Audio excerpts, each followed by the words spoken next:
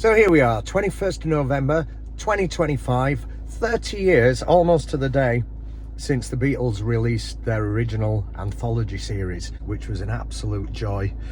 Way back when I was 18 years old, I'm now 48, and I have just received the Beatles Anthology 4, which I'm going to stick in the car's CD player. Lucky enough to have a car still with a CD player, and I'm going to give it a whirl. So here we go, Beatles Anthology 4.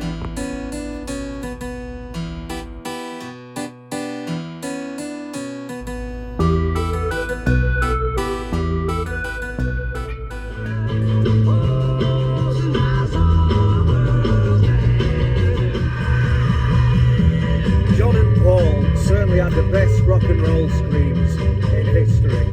Oh, this was on the Free as a Bird single back in 95.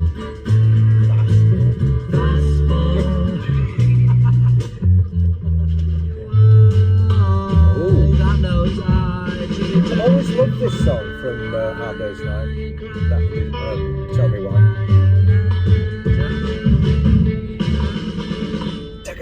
A lot of triples.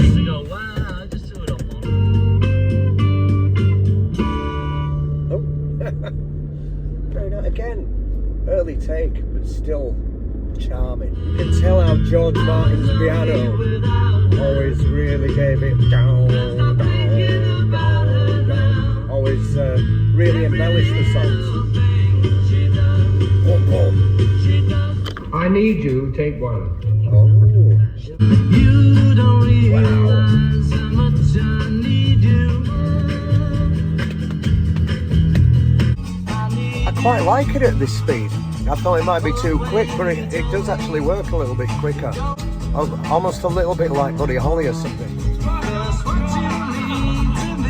Poor George.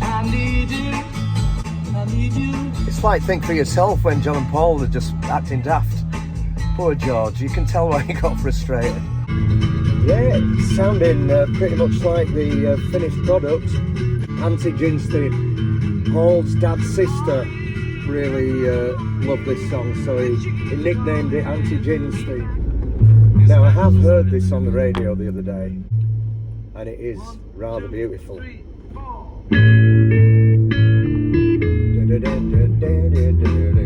It's impossible to listen to this without hearing the piano solo in your head. 1, 2, 3, 4. He's a real nowhere man, sitting in his nowhere land. Kind of sounds like the Birds, with that sort of high, almost 12 string. I don't think it is. Or maybe it is.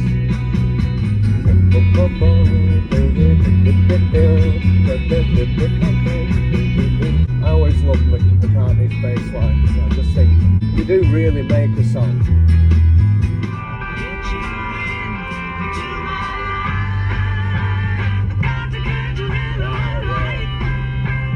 The vocal track here has got much more the soul and Motown feel really comes through, with the little vocal bits that are left out of the end product, but those little vocal asides from McCartney there just sound brilliant. Granny Smith, take 7. This is a reduction. Granny Smith. Oh yeah. My granny was called Granny Smith, weirdly enough. What you got means such a lot to me. It works better with the pedal point. Here we go, Strawberry Fields. I must have heard this a million times on bootlegs, but it's nice to have an official release. Nothing is real, nothing to get hung about. So we've got the instrumental version of She's Leaving Home, which was actually on the anniversary edition of Sgt. Pepper. I'd say this is one of McCartney's best compositions, to be honest, in my opinion.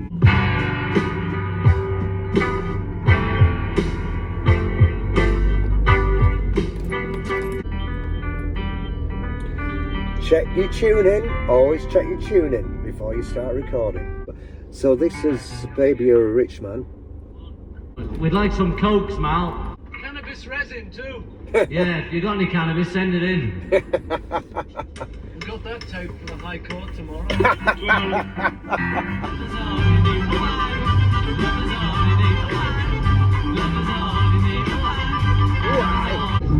So one of my favourite Beatles songs, I Am the Walrus.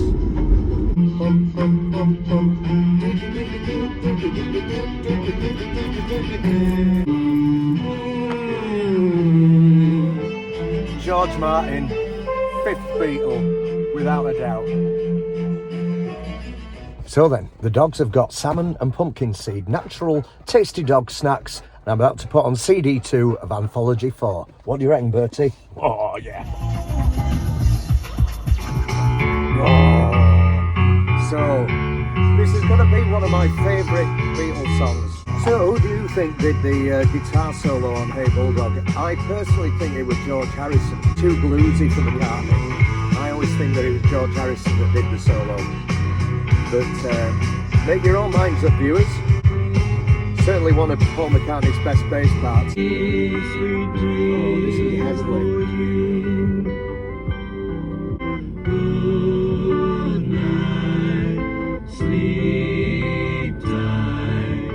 John's beautiful finger picking style that he learned from Donovan. I'll just have cheese and lettuce and Marmite sandwich. Marmite sandwiches. Okay, a 1, 2, 3, 4. Hey, there he is, Clapton, in the studio already. Go on, Rocket! Rocket Paul! This actually sounds like something off the McCartney Russian album.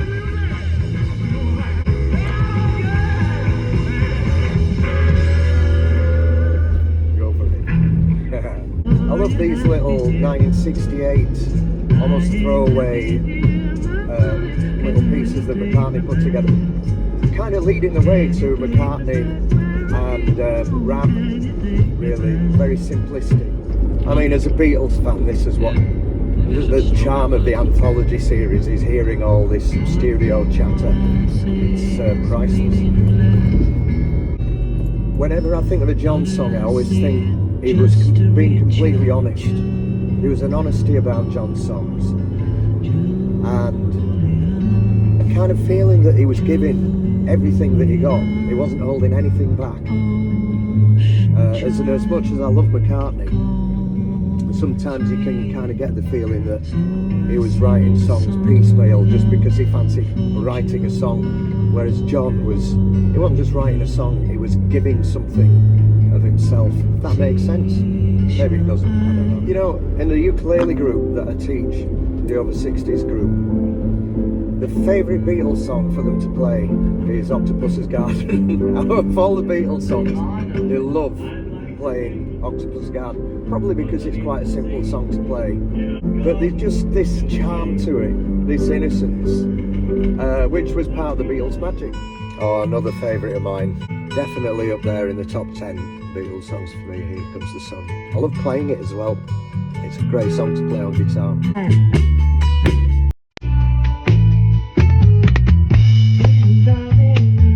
It's lovely to hear George's voice on his own. He really did have a beautiful voice and was capable of quite a range, big chunky bassy notes, and then really kind of high falsetto notes as well. It was a good sort of middle voice to have.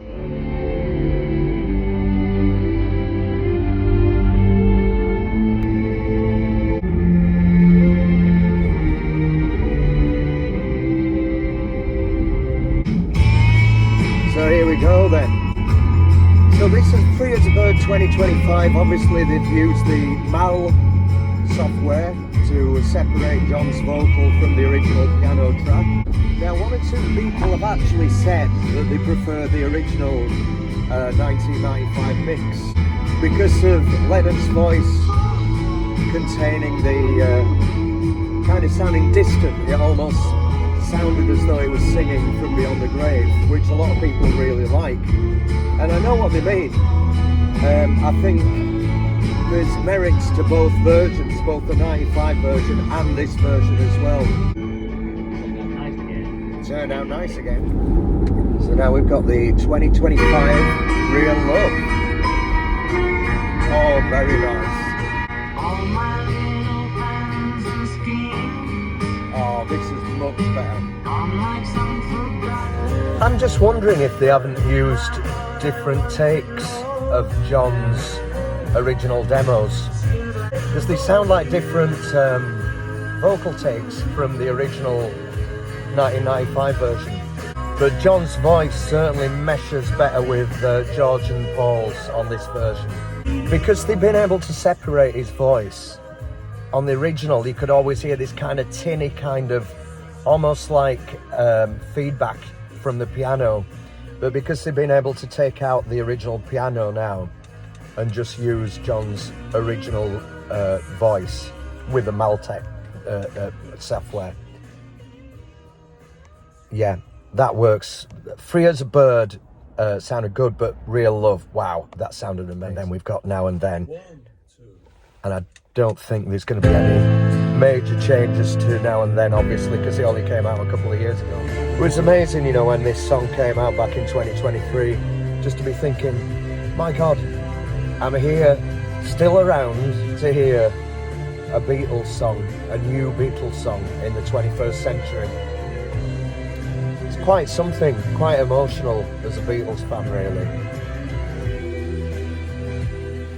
So that was my first listen to the Beatles Anthology 4 on the day of release. I got this in the post this morning, and it's been a real pleasure to drive around listening to all the tracks on both CDs. Now, just to sort of take a look at the packaging, one or two people on YouTube have already been bemoaning the fact that it's presented in a cardboard gatefold sleeve, like so, as opposed to the original dual CD boxes.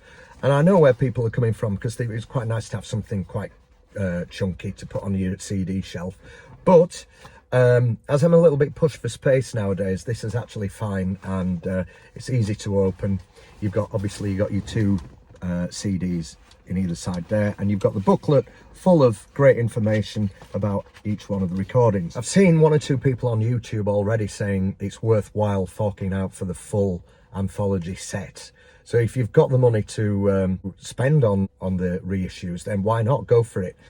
I've heard that the remastered versions and remixed versions are well worth the money, so that's great. Unfortunately, at this moment in time, my income and outgoings dictate as to what I can buy. And at the moment, I'm quite happy with Anthology 4. I'm not as big a collector as I used to be when I was in my teens, because I've got bills to pay and all the rest of it. But I might actually get round to buying the remastered versions of Anthology 1, 2 and 3 eventually. But this is a great compromise. It's got everything on here that I haven't heard before, although one or two tracks obviously I have heard before.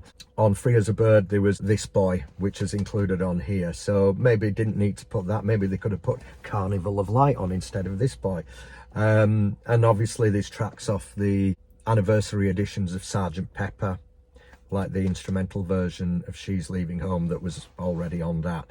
So, you know, there are one or two duplicates, but for me as a Beatles fan, it is worth getting hold of this CD, just for the virtue of the fact that there's versions of I Am the Walrus and Something, just the instrumental versions, which for me is worth it alone. There's some lovely studio chatter in All You Need Is Love. I'll just go through each track. So you've got I Saw Her Standing There, Money. You've got This Boy, Tell Me Why. I particularly enjoyed that because it is one of my favourite songs off Hard Day's Night. And an early version of If I Fell. Matchbox, Every Little Thing, which I've never heard before in this form. I Need You, which is a great George Harrison track, speeded up a little bit. I'm not sure whether I prefer the new speeded up version that's on here. Actually, it's quite nice to give it a bit of oomph. I've just seen a face, obviously. Again, it just shows how accomplished they were as musicians, because you've got a very early take which sounds pretty much like the version that you hear on Help.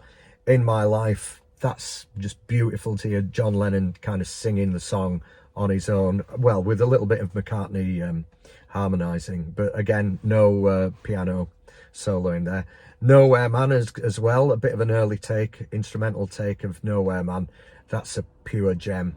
Got to Get You Into My Life. I think I might have heard that take before on the Revolver special edition. and Love You Too as well. Strawberry Fields Forever, again, the full orchestral version, the full brass version of that. It's, again, a real highlight for me anyway. Baby You're a Rich Man, never heard that before, so that's worth putting on here. That was worth a listen to, and some great studio banter there between John and Paul. All You Need Is Love Rehearsal. Obviously, we've heard kind of bits of that on bootlegs over the years, but never quite as the same as in this form on here. Fool of the Hill, you've got instrumental version, as well as I Am the Walrus. I Am the Walrus is one of my favourite Beatles songs. So to hear that in just its pure George Martin orchestral arrangement, wow. That's really... I always thought that I kind of knew the orchestral parts to this, but listening to it without the Beatles backing, wow, what a masterpiece of George Martin. Hey Bulldog, again, one of my favourite Beatles songs again, so that was nice to listen to in instrumental form. Good Night, the kind of version without the orchestral parts, with just the Beatles harmonising. It's almost like a blueprint as to what the song actually became. So you've got the Beatles just demonstrating to George Martin maybe how the choral parts went. So that was lovely to hear. Baby I Don't Care, McCartney going off on a rock and roll jam there. That sounded good. Helter Skelter. I mean, I love the song, but I'm kind of beyond all that. I want to listen to the 27-minute version. I could really care less, to be honest. Carnival of Light, that's one of the omissions on here that everybody's kind of saying, when are we going to hear Carnival of Light? The chances are it's going to sound pretty shoddy, and I'd be happy if maybe they included it as a little bonus track at the end of the Magical Mystery Tour box set, if that ever comes out. I'd be happy to hear it in that form. We probably know that it's not going to be up to much, but you know, it'd been just nice for completists, really. Although I did hear in an interview recently with Giles Martin, that he said it's not a good enough reason just for collectors to placate collectors. It's got to be worthy of putting on a CD. But I just think, just bung it out there and let people have a listen to it. It's gone on long enough now. Get Back, obviously great. Octopus's Garden rehearsal take, that's always a joy to listen to. Don't Let Me Down on the Rooftop. You Never Give Me Your Money, which sounds great, an early take of that. Here Comes the Sun, again, one of my favourite Beatles songs. That's a joy to listen to, just with George singing it. And then you've got Something, strings only. I mean, again, that just shows George Martin's skill as a producer and arranger. Then you've got Free as a Bird, the 2025 mix. For some people, the John's voice being right at the front is a little bit too much, and I've heard one or two people saying that they prefer that kind of original 1995 mix where his voice also sounds like ethereal, like it's coming from beyond the grave, which I totally get. But if you wanted a more present John voice, this is the version to listen to. Real Love, for me, Real Love is the masterpiece here. I'm going to give that another listen to. They've kind of brought the acoustic guitars to the fore, certainly John's voice. I'm not sure if they haven't used one or two different takes of John's voice, because obviously, as we know from the bootlegs, there were quite a few different takes that John did of Real Love, and I'm not sure if they've used some of those, or maybe they've brought Paul's kind of ghosting voice up in the mix a little bit. I'll have to listen to that again. But yeah, I really do prefer this 2025 mix. And then you've got Now and Then at the end to top off the album. So, is it worth it? As a Beatles fan, you know, as a lot of people on this channel know what a Beatle fan I am. Yeah, definitely.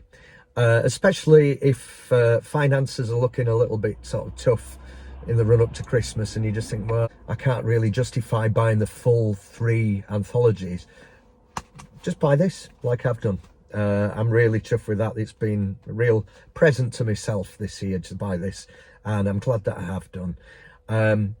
If you want a better kind of resume of the full anthology series, go to Andrew Dixon's YouTube channel. He'll give you a really good, well-balanced account. Andrew's a good mate of mine. I used to be in a band with him a few years ago, and if you want to go to any Beatle channel on YouTube, Andrew Dixon, check him out. He'll probably be able to give you a full kind of account on all the reissued anthology series.